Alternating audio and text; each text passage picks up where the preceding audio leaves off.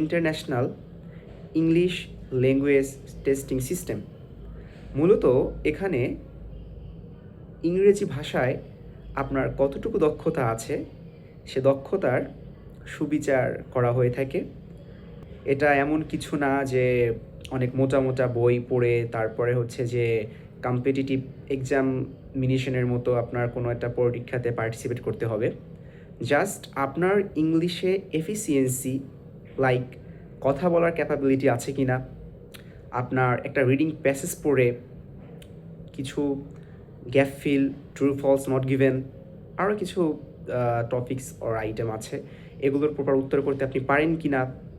পাশাপাশি আপনি একটা গ্রাফ বা চার্ট এটাকে অ্যানালাইসিস করে লিখতে পারেন কি না।